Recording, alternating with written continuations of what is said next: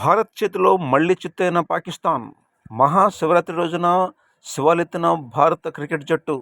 Pakistan batting ఆర్డర్ను కకావికలం చేసిన బౌలర్లు. కోట్లాది మంది భారతీయులు ఊహించినట్టుగానే పాకిస్తాన్ మళ్లీ చిత్తయింది.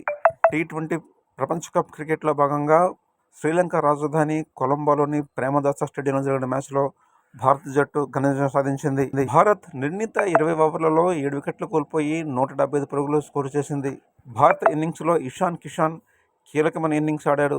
మరోవైపు కెప్టెన్ సూర్యకుమార్ యాదవ్, తెలుగు తేజం తిలక్ వర్మ, శివం దూబే పాకిస్తాన్పై మ్యాచ్లో తమ వంతు పాత్రను సమర్థవంతంగా పూర్తి చేశారు.